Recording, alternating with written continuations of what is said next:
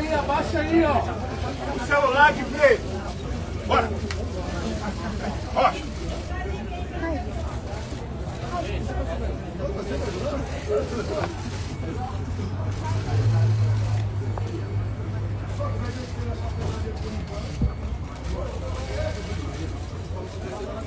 Chapéu aqui. Celular. Vai. Satisfação, Rebelo. Cabeça, cabeça. Obrigado pela oportunidade. Vivemos um momento ainda de tranquilidade no Brasil. Por causa especial da criatividade de alguns. Nesse ontem eu fui ao Supremo. Vamos tem que chegar um pouquinho lá. Foi na última hora. Vocês surpreenderam. Hoje resumindo isso. Celular, Obviamente eu sabia o que ia acontecer. Mas vamos lá. Eu espero que hoje nós vamos para outro final. Parece que tem algo pessoal contra mim. E a acusação é muito grave. E são infundadas. E não é da boca para fora. Eu vou demorar um pouco, mas tem muita novidade para vocês. Vou começar no final. Quando as eleições se acabarem. No dia 2 de outubro, 2 de novembro, alguns de vocês estavam lá na Alvorada. Ninguém reclamou de Fiz você? um pronunciamento à nação. Coisa rara, né? Fiz um pronunciamento lido à nação. Eu vou ler apenas um parágrafo desse Fica em pé. pronunciamento. Infelizmente, por isso está no inquérito do ministro Alexandre Moraes.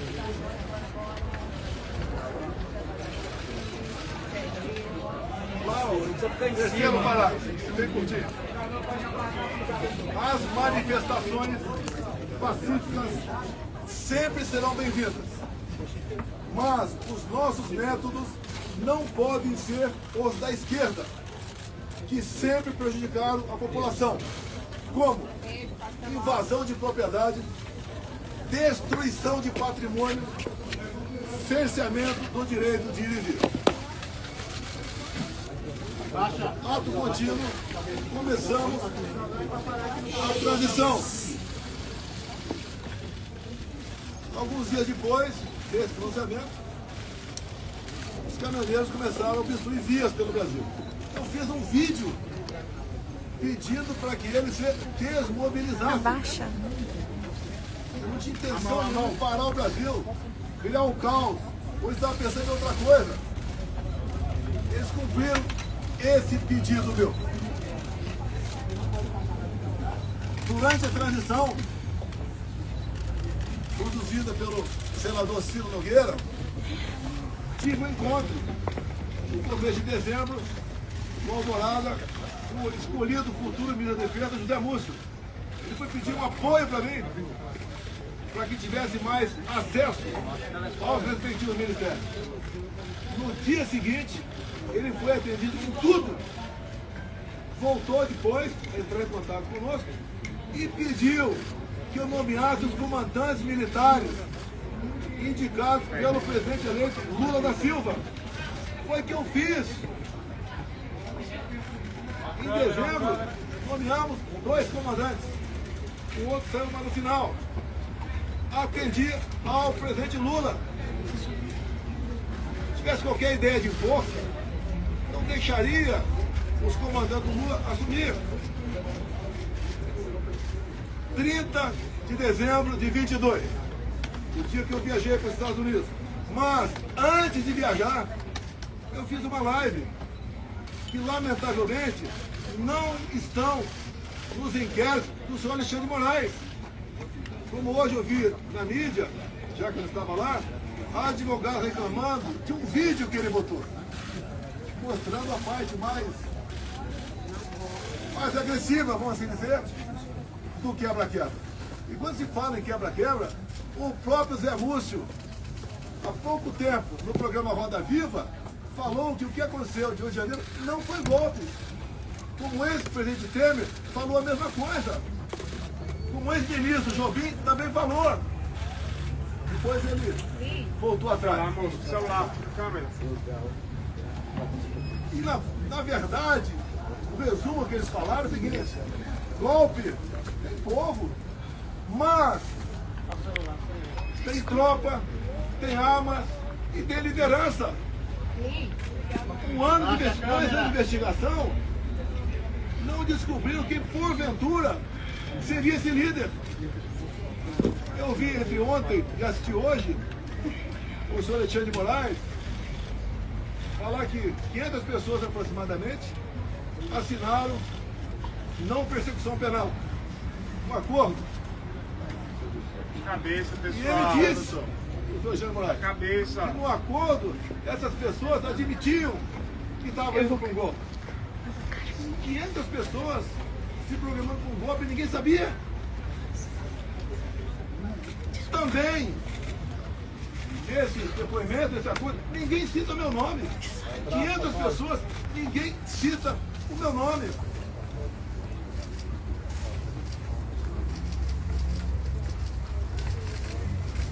Vamos aqui para a live de 30 de dezembro. Celular, amigão. O dia que eu viajei para os Estados Unidos.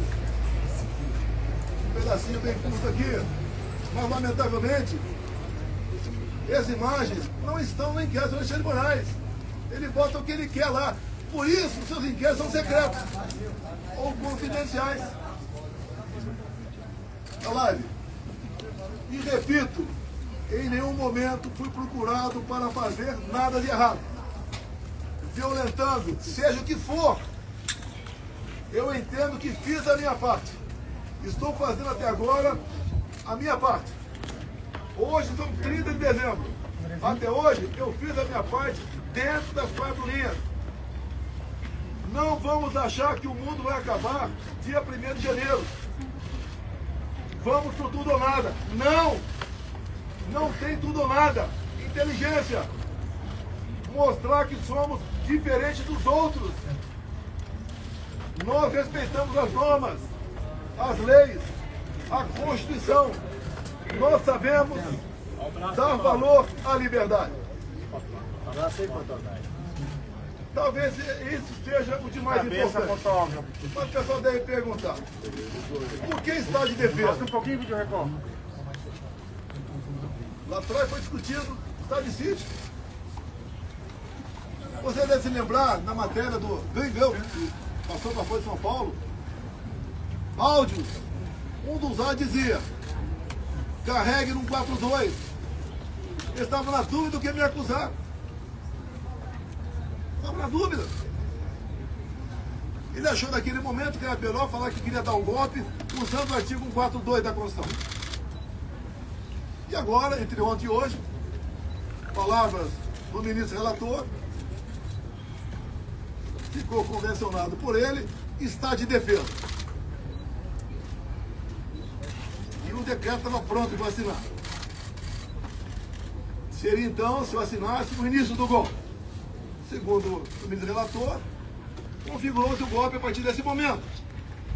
Mas, antes de hipotética assinatura de um decreto de estado de defesa, como está no artigo 136 da Constituição, o presidente da República tem que convocar os conselhos da República e da Defesa. Aí seria o primeiro passo. Não adianta botar um decreto na frente do presidente, estado de defesa, e assinar está resolvido. Não convoquei os conselhos da República e da Defesa. Nem as preparatórias houveram para isso. Se é que você trabalhar com o dispositivo constitucional, é sinal de golpe. Golpe não tem lei, não tem norma. Golpe tem conspiração na imprensa, no parlamento, setor do poder judiciário, setor da economia, fora do Brasil. Forças Armadas em primeiro lugar, sociedade, empresários, agricultores. Aí você começa a gestar um hipotético golpe. Nada disso houve. Agora, por que se comentou estado de defesa e estado de sítio? Para a gente desmontar de vez essa história de golpe em cima de um dispositivo funcional. 2014, acabou as eleições, Dilma ganhou de Aécio Neves. Abaixa a mão. O que o PSDB fez? Contratou uma auditoria externa. Talvez para dar mais credibilidade ao parecer final. Baixa a foto. Conclusão, parecer final da auditoria externa contratada pela STB sobre eleições. As urnas são inauditáveis. Não sei o que disse isso. Isso foi em 2015. Eleição em 2014. Desde 2012, eu já tinha ações dentro da Câmara dos Deputados pelo voto impresso. Antes de mim, Flávio Dino foi claro, dizendo que perdeu as eleições por causa do voto eletrônico. Antes disso também, Carlos Lupe, do PDT, em inserções de programa eletrônico gratuito, ele disse: eleições sem voto impresso é fraude.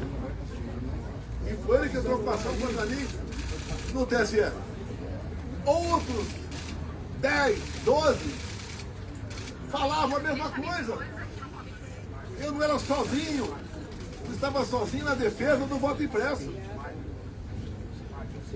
Eu não sou obrigado a acreditar, confiar num programador. Eu confio na máquina. Não sou obrigado a acreditar num programador. Em 2015, eu, deputado Jair Bolsonaro, aprovou uma emenda numa proposta de lei eleitoral, cujo relator era Rodrigo Maia, permitindo o voto impresso. A Dilma Rousseff, a senhora Dilma Rousseff, vetou. Foi derrubado o veto. Na Câmara, algo surreal. Até o PT votou para derrubar o veto. Ato contínuo. Foi convidado pelo ministro Supremo, Luiz Fux, a ir ao TSE. Chegando lá e encontrei o ministro Fux. Tratou muito bem, feliz. Ele me convidou para ir lá. E falou que o TSE tinha tomado todas as medidas para implementar o voto impresso nas eleições de 2018. Ele falou: deputado, por falta de recurso, apenas 5% das sessões terão voto impresso. Eu falei: excelente referência. Pode ver. É mais número de eleitores do que uma pesquisa. Eu só faço um pedido para o senhor: pulverize as urnas. Ele falou: já está programado, serão pulverizadas. O TSE começou a preparar. Deu um vídeo do ministro Gilmar Mendes, ministro Barroso, elogiando a nova urna eletrônica com a impressora do lado. Bem, poucos meses depois, por 8-3, o Supremo Tribunal Federal disse que a urna era inconstitucional. Essa ação foi proposta da sua Raquel Dodge na época, chefe do MP. Porque a impressão do voto, segundo o Supremo e ela, segundo o Supremo, e ela, a impressão do voto colocava em risco a segurança das eleições, o sigilo do voto. Esses foram os argumentos. Deixo claro que na Venezuela só foi possível detectar fraude no ano passado por causa do voto impresso. Foi a primeira vez que a Venezuela adotou o voto impresso. Por que a Venezuela fez isso? Já que o sistema eleitoral deles era exatamente igual ao nosso.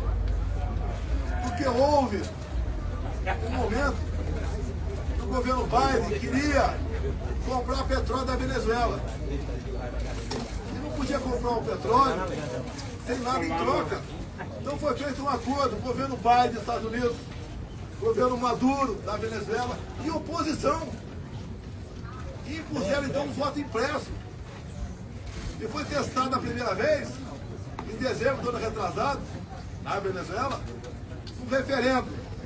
Se podiam ou não invadir a Guiana para tomar posse da região desse equipe.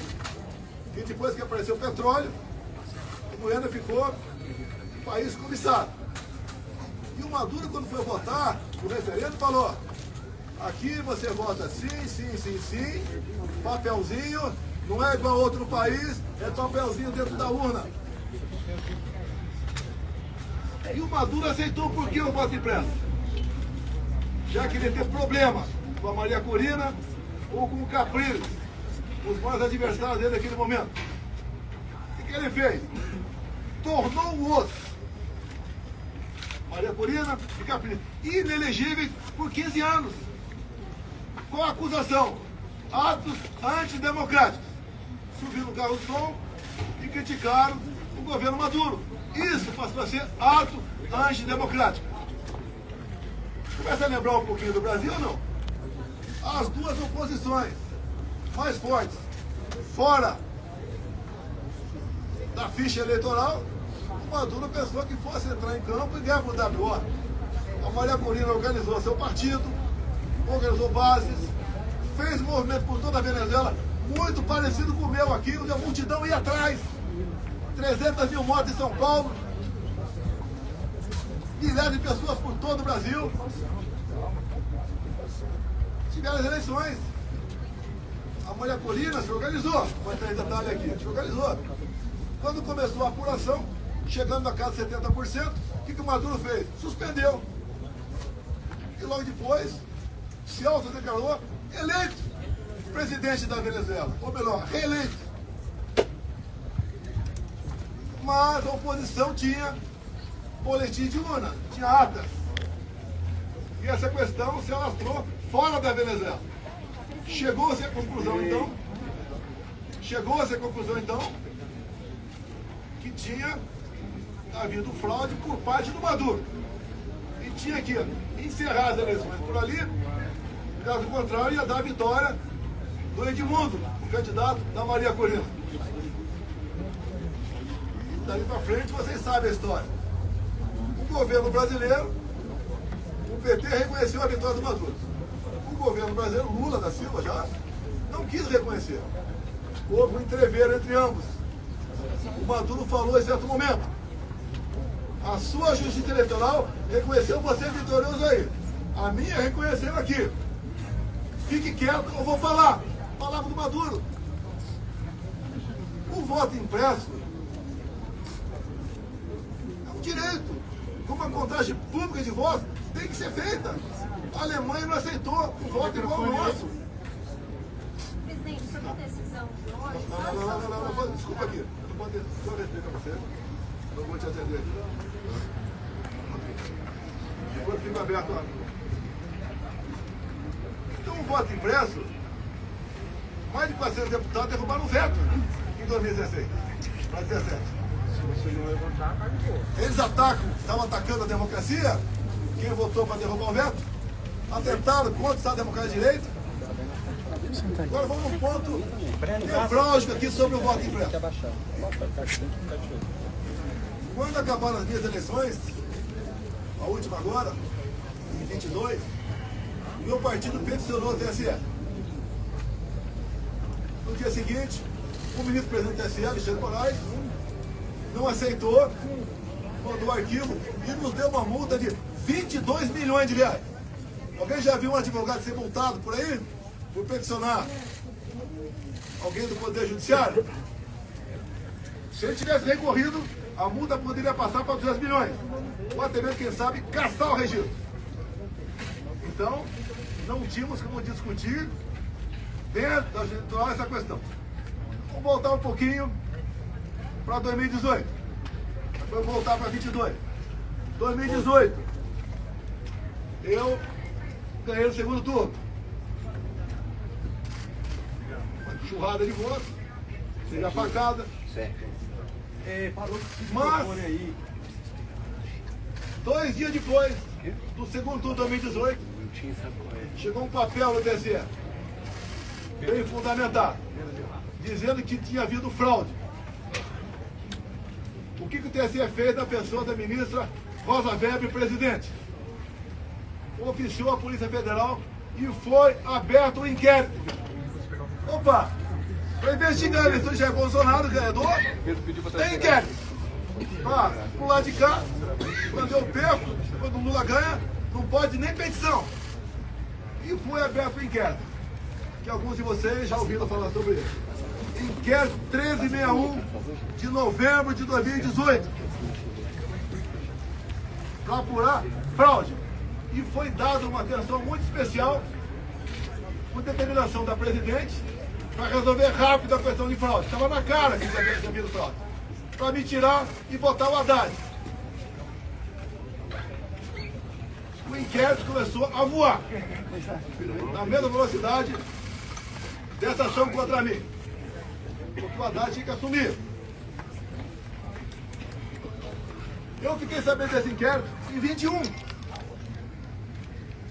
Por que em 21? A Câmara dos Deputados começou a discutir o voto impresso. A autora da PEC, Bia Kicis, relator da PEC, Felipe Barros, do Paraná. Alguém falou de inquérito 1361 que até aquele momento eu não sabia. A comissão especial votou um requerimento e aprovou por unanimidade para buscar esse inquérito na Polícia Federal. E o Felipe Barros teve cuidado, quando pediu esse inquérito, se havia algo reservado, algo que tivesse uma classificação sigilosa para não divulgar. A resposta do delegado, não. O inquérito chegou na mesa, então, da presidente da Comissão Especial, Bia Kicis. Foi distribuída cópia para todo mundo. Um documento ostensivo. Eu também tive acesso. Aí, então, começou algo realmente inacreditável. O que estava dentro do inquérito? Ato contínuo, em 22, teve uma reunião com os embaixadores do ministro Fux, com o ministro Fachin do TSE. E ele acabou essa reunião com os embaixadores dizendo o seguinte, algo parecido com o seguinte: senhores embaixadores, tão logo o TSE anuncia o resultado, o senhor deve, junto aos seus respectivos chefes de Estado, reconhecer imediatamente o ganhador das eleições. No mínimo, sinal amarelo. Fosse quem quer, eu ou Lula, é para reconhecer imediatamente? Reunir os embaixadores é uma política privativa do presidente da República. Ele não podia ter feito isso. Conhecedor do inquérito 1361, convidei os embaixadores, 2 meses depois, a comparecer no Alvorada. Convidei o ministro Fachin a comparecer também, tudo aberto, dentro das 4 linhas. Ele não foi. Ali eu mostrei o que era o inquérito 1361. Eu não posso falar para vocês aqui sobre as 3 páginas. Por quê? Esse inquérito, depois que eu falei sobre ele, ele teve a classificação sigilosa de confidencial, ou seja, secreto. Tudo que acontece aqui por parte do Alexandre de Moraes é confidencial e é secreto. 8 delações do Cid, secreto. E o que está lá dentro? Que vocês podem pedir via LAIS à Justiça Eleitoral. Quem já pediu já sabe que é negado o acesso. Mas espera aí. Fala-se tanto em democracia, Estado Democrático de Direito, um documento como esse, que trata da lisura sobre as eleições, a apuração de fraude contra o candidato Jair Bolsonaro, você não pode tomar conhecimento disso? Eu aprendi desde jovem que a alma da democracia é o voto. E o voto contabilizado. Por que você não pode tomar conhecimento desse inquérito? O que tem lá dentro? O que o ministro Alexandre de Moraes quer esconder? Vamos continuar.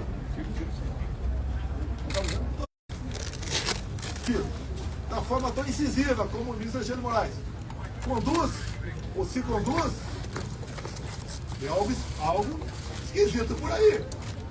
O que ele quer esconder? Apenas o inquérito 1361? Eu digo que o inquérito 1361 é 99%. Mas vamos lá.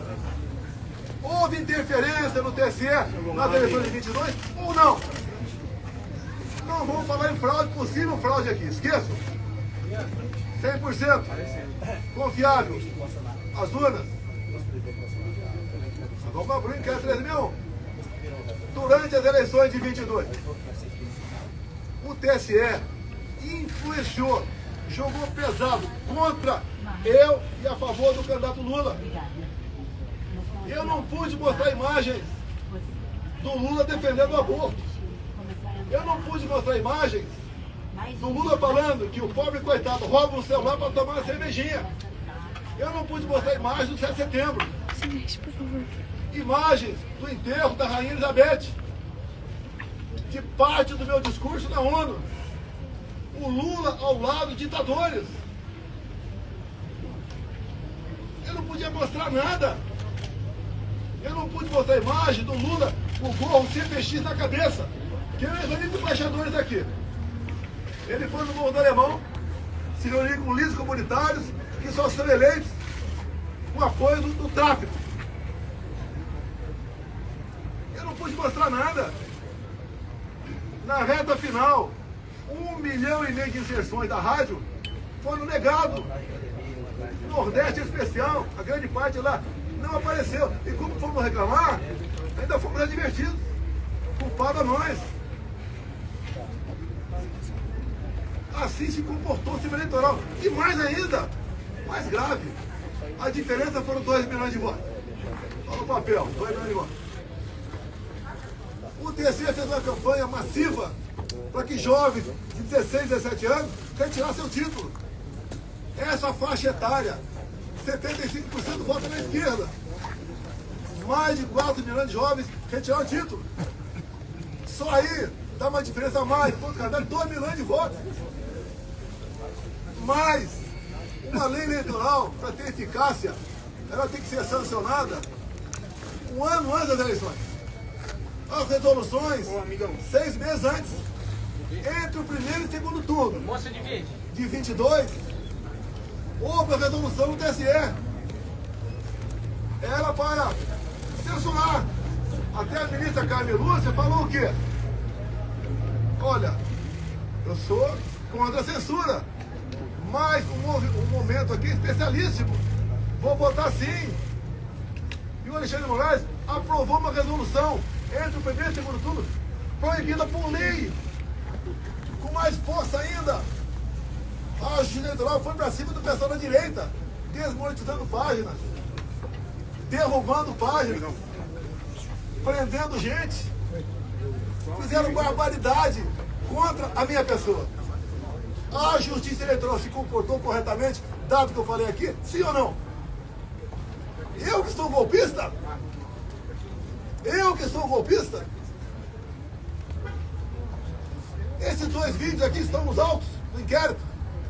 Os advogados reclamaram de um vídeo que estava hoje, foi mostrado aqui no TSE. Eu sou o culpado. Repito, na delação do Cid, ele diz que, a partir do princípio, está tudo certo com a delação dele. Ele diz ali que ficou sabendo do 8 de janeiro, no dia 8 de janeiro. Já falei, estou repetindo, nos 500 acordos de não persecução penal, em nenhum deles, que eu tomei conhecimento, alguém cita meu nome. Graças a Deus eu saí aqui dia 13 de dezembro, porque eu não queria passar faixa com um cara com passado, como o Lula tem. Não há crime nenhum não passar faixa. Não está escrito que é proibido passar faixa. Fui para os Estados Unidos e essa artimanha do 8 de janeiro, eu falo artimanha porque o ministro Flávio Dino, na justiça, negou os vídeos do 8 de janeiro. Quase 200 máquinas. Ele entregou apenas 4 vídeos e falou que o contrato tinha vencido. Pelo amor de Deus! Pelo amor de Deus! Eu sou um golpista? 8 de janeiro, eu estava nos Estados Unidos. Uma das 5 acusações contra mim é destruição de patrimônio, só se for por telepatia. Existia, pegaram, fizeram pesca probatória, reviraram a vida de todo mundo, 3 buscas de apreensão em casa, não acharam nada a meu respeito. O próprio Cid falou que os militares estavam de férias no Rio de Janeiro. Daí invento, o Lula ia assinar uma GLO. Se assinar é problema dele, pô. Vai dar golpe com os comandantes do Lula? Se os meus tivessem mantido, ia até ter uma elucubração nesse sentido. Os comandantes jamais embarcariam numa aventura. Discutir, como disse o então comandante do Exército meu, discutir hipóteses de dispositivos condicionais, isso não é crime. O senhor discutiu. Você não vai me tirar do sério. Cabecinha, Acho que o amigão. Amorim já aprendeu aqui como é que eu acho. Se quiser tumultuar com você, é uma história. Vou embora. Cabeça, Vou amigão. abrir a pergunta para vocês. Diz Alexandre de Moraes que o golpe começou dia 29 de julho de 21. Um ano e meio antes de acabar 22. E ele tinha que, para dar ênfase à historinha dele, tinha que acabar de 8 de janeiro. E como é que a gente chegou 29 de julho de 21? Pegou de janeiro e começou a voltar. O que aconteceu nesse dia que você não ficava sabendo? Ou foi a PF que descobriu? Aquela banda da PF. Nesse dia eu fiz uma live, onde eu falei sobre o inquérito 1361. Qual o problema? O inquérito ostensivo. E diz ele que eu difundi fake news. Eu difundi o que tinha dentro do inquérito. Se é fake news, o inquérito é mentiroso. Esse inquérito está inconcluso até hoje. Saiu de Brasília para São Paulo. Nenhum delegado quer assinar o relatório final. Dado as barbaridades nessas 3 páginas sobre o sistema eleitoral. Eu acredito que vocês querem ter conhecimento disso aí. Vamos botar um ponto final? Vamos! O senhor Alexandre de Moraes suspenda o sigilo do inquérito 1361 de novembro de 2018. É fácil! Vamos para a verdade, vamos botar tudo à mesa. Por que essas prisões absurdas? 17 anos, 14 para a Débora agora. A Débora é uma golpista, terrorista. Ela está sofrendo mais que qualquer ser humano pode sofrer na vida. Ela acorda e dorme, sem dar um beijo, sem dar um banho nos seus filhos. De 10 e 7 anos de idade. Por que 14 anos, 17 anos? Quer botar 30 em mim? Se eu tivesse devendo qualquer coisa, eu não estaria aqui. Fui para os Estados Unidos, graças a Deus, que se tivesse aqui de Rio de Janeiro, estaria preso até hoje. Ou morto. Que é o sonho que sei que é de alguns aí. Que eu preso vou dar trabalho. Não vai acontecer não, deixa contigo, presidente. Então, aqui está grande parte, quase toda a verdade que interessa. Repetindo, 2 de novembro de 22. Quando eu falei com a imprensa, li um papel e começo dizendo que vão sentir saudade de mim, como estão sentindo hoje. Eu vou estar o mês que vem no Rio Grande do Norte com o senador Marinho, como já tive outras vezes, depois das eleições. O tratamento é excepcional. Que o João em 32 eu usei na campanha e durante meu mandato. A verdade dói quando o povo entendeu que a verdade é necessária. É picanha, cigarro, cervejinha. Não tem nem ovo agora. A inflação está aí. Amigão. O povo não quer mais confusão. Por isso que eu falo em anistia. Eu duvido que uma mãe aqui não se coloque no lugar da Débora e não queira anistia.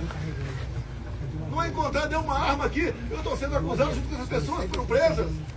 Tentativa armada. Que arma? Vai no Senado aqui. As armas apreendidas foram estilingue, minhas 2 bolinhas de gude, não mais nada. Uma senhora com a Bíblia. Agora, as coisas aconteceram antes do pessoal que estava no acampamento vir para cá. Porque tem vídeo de pessoas comuns mostrando um cara sozinho quebrando tudo por aí. O próprio Lula. Tem vídeo dele falando. Temos que saber quem deixou abertas as portas aqui do Palácio. Foi facilitado. Quando aconteceu de janeiro, a imprensa só mostrava uma imagem, escolhida a dedo, só uma. Aquele cara magrinho, né? Com a camisa, a minha estampa na barriga, derrubando o relógio. Só mostrava isso. Alguns dias depois, o Lula estava fora do Brasil, acho que era China, defendendo a mudança do padrão dólar. 3 dias depois, a TV CNN mostrou as imagens do G. Dias lá dentro, junto com perigosos terroristas e golpistas, ele andando à vontade lá dentro. Dobre aqui embaixo, meu tempo, por volta de 60 militares, a maioria cabe soldado, armado. E aonde é qualquer negócio, ir pro pau, armado, fuzil. Alguém viu alguns soldados armados nesse dia? Facilitaram a entrada deles. Não resta mais dúvida tocante a isso. Comigo, até o ministro Fux falou hoje, né? Que teve um 7 de setembro que ele ficou preocupado. Daí ele falou, graças à Polícia Militar do DF, nada aconteceu. Naquela época o ministro Fux falou comigo, era presidente, o ministro fique tranquilo, o nosso pessoal não faz baderna. Quando acaba o movimento não tem papel no chão. Se é na Paulista, não tem um vidro quebrado, não tem um cesto de lixo incendiado. Numa boa, sem problema nenhum. O que assusta um outro lado, quando se fala em sistema? E comigo foi diferente. Deus me deu a segunda via e me deu um mandato. E eu montei um ministério técnico, coisa que vocês nunca viram na vida de vocês. Como agora, continua um balcão de negócio. Ministério estatal, bancos oficiais. Comigo não tinha isso. Apesar da pandemia, a gente lamenta as mortes. Gastamos R$1 trilhão.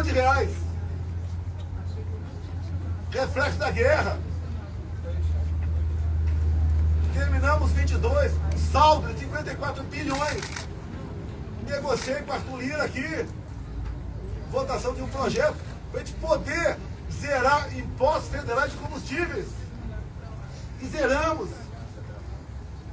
O Paulo Guedes, na nova política dele de reindustrialização, diminuiu 30% o IPI de 4 mil produtos. Eu zerei imposto de exportação de muita coisa. Pneu de caminhão, peça de trator, material para energia fotovoltaica, medicamentos. E eu comecei a arrecadar mais. Com esse governo, só se fala em taxa. O Lula só acerta quando ele revoga uma medida sua ou de um ministro seu, com a portaria de carimbar a validade do ovo. Ele só acerta quando revoga. A imprensa fala que, parte da imprensa, que Copacabana flopou. Flopou. Eu não sei quantas pessoas tinha lá. A USP, o pessoal com cabelo colorido, falou que tinha 18 mil. Eu tinha um quarto de Maracanã. Um quarto de Maracanã. A PM falou 400 mil. Mas nós levantamos e tinha mais 3 milhões de pessoas assistindo internet. Como, por exemplo, Rádio Ouro Verde. Corrigindo aqui 3 milhões e meio de pessoas. E quando eu falei em concentrar no Rio, com todo respeito aos parlamentares do meu lado, se ele fizesse um movimento na cidade dele, ia ter uma certa repercussão. Eu queria que o pessoal ouvisse o que eu falei, o que o Malafaia falou, o que o Nicolas falou. Vou mudar um pouco esse repertório para São Paulo.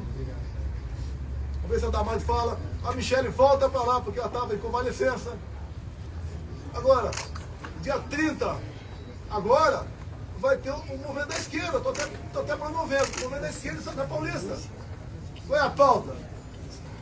Prisão para o Bolsonaro. E sem anistia. Lá não tem mãe, não. Não se coloca no lugar dela. Vamos ver quantas pessoas vão para lá. Na semana seguinte, 6 de abril, vai ter o nosso. Tudo acertado com o Tarcísio. Devemos ter pelo menos 6 governadores, mais de 50 parlamentares. Vamos continuar nessa luta. da anistia. A anistia é perdão, é passar a borracha. É fazer o Brasil voltar à sua normalidade. Eu não quero conflito, confronto. Eu quero o bem-estar do meu povo. Não tenho obsessão pelo poder, tenho paixão pelo Brasil. E quando alguns falam inelegível, por que eu estou inelegível? Porque me reuni com embaixadores? Não foi com traficante no Morro do Alemão, não. Abuso de poder político? Qual voto eu ganhei junto a embaixadores? A outra inelegibilidade, abuso de poder econômico. Acabou aqui o 7 de setembro. Com toda certeza, 1 milhão de pessoas aqui. Parecia uma plantação de girassol amarelo. Deixei minha faixa. Acabou o 7 de setembro. A estrutura dos palanques que estavam por lá de lá, subi no carro de som Cida Malafaia. E ali eu fiz o pronunciamento. E que coisa ridícula.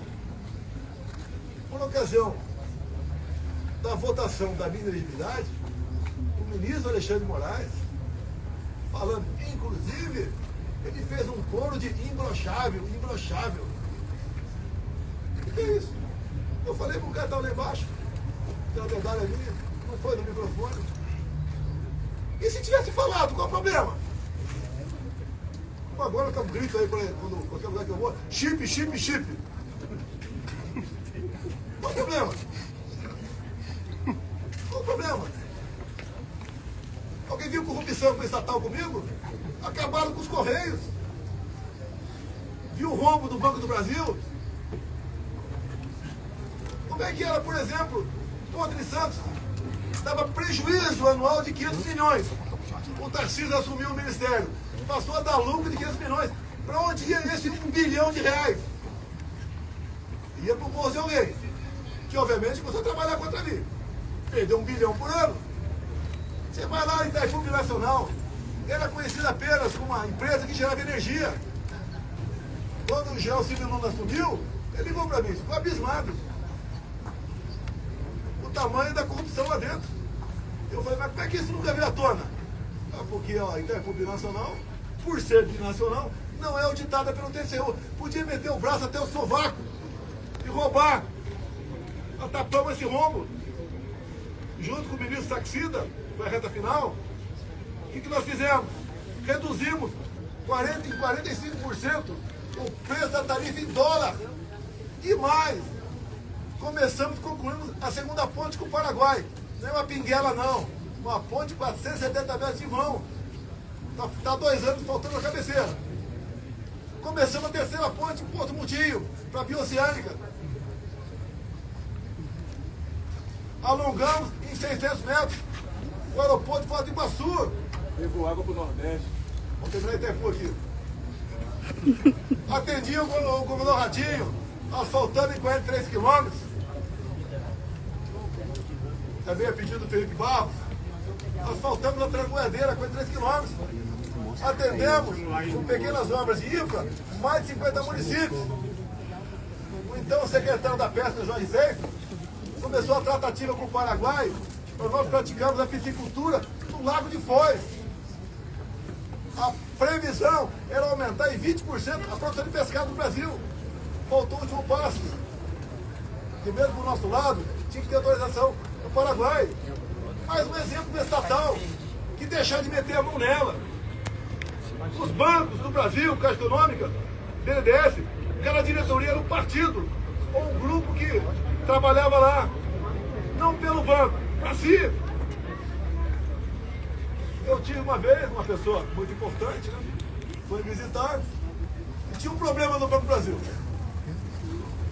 Era um problema de quase 2 milhões de reais. E ver se podia resolver. Tomei conhecimento. Chamei o meu do banco. O que tu acha disso? Ele falou, não dá por causa disso, disso. Tá bom. Eu chamei o cara de volta. Eu falei, companheiro, desculpa, mas não dá por causa disso. Sabe o que me respondeu? Demita o presidente do Banco do Brasil. Era assim que as coisas eram tratadas no Brasil. Um momento marcante na minha vida. Tinha uns 15 mega empresários na minha sala. Então falou o que pra mim? Estou vindo do STU. Pela primeira vez não fui achacado quando entrei lá. Olha como é que funcionou a Polícia Federal e a Polícia Rodoviária Federal. Recorde de apreensão de drogas e armamento. Olha o campo. Acabamos de invasão do MST. Como? Armamento pessoal. Arma não mata. Tanto é que o povo, em grande parte, teve arma e diminuiu em quase 30% o número de mortes para o Brasil. O Tarcísio foi um gigante. Acabamos com muitas balsas pelo Brasil. O Marinho levou água para o Nordeste. O Saxida na reta final. Acertamos toda a documentação para eólicas, offshore, na costa do Nordeste, para gerar o equivalente a 50 Itaipus. O Saxida acertou a documentação para a exploração de lítio na região mais pobre de Minas Gerais, que é o Vale de Quitinhonha. O Saxida também acertou a regulamentação para nós começarmos a explorar urânio lá em Santa Quitéria, Ceará. O que o Lula fez no final do ano passado? Teve aqui reunião do G20. Assinou 37 memorandos e acordos com a China. Entre acordos, entregou o nosso urânio para a China. Acordos têm que passar pelo parlamento. E a comissão inicial é Relações Exteriores e Defesa Nacional. Por isso, eu me empenhei, junto com o nosso partido, ninguém foi violentado por causa disso, a indicação seria do Eduardo Bolsonaro. Com toda certeza, pressão de fora, bateu aqui dentro. O Lula quer botar o Brasil no colo da China. É só vocês da imprensa tomarem conhecimento dos 37 memorandos e acordos. Até acordo satelital. O que o Lula quer? Quer uma internet dele. E a China aqui dentro. Não tem como esse país ir para frente. Não tem. É impossível esse país ir para frente. Temos potencial para dar um salto enorme. Por que não vai para frente? Grupelhos. E quando eu acabo com loteamento, ou em grande parte desse loteamento, em estatais, em ministérios, em bancos oficiais, eu estou dando um golpe nessas pessoas que sempre se viveram na sombra do poder. Botamos um ponto final nisso. Se eu fosse um tido presidente, Mané, né, como outro qualquer, ninguém está preocupado em processar. E pinto agora nesse inquérito como o maior criminoso da democracia. Eu não interferi no TSE, o outro lado interferiu. Eu não soltei nenhum bandido para disputar a eleição. Eu não tornei nenhum bandido elegível, anulando condenações para poder disputar a eleição. Dá para entender uma união de Alckmin com Lula? Com tudo que eles foram no passado? Que constrangedor! O Alckmin ir no evento com Lula e cantar Internacional Socialista. O Alckmin para o Irã fica ao lado de 4 terroristas, 3 já foram eliminados. O Alckmin e Lula falar que o Hamas não é um grupo terrorista. O que eles querem fazer com a polícia militar agora? Numa PEC. Acabar com a polícia militar do Brasil.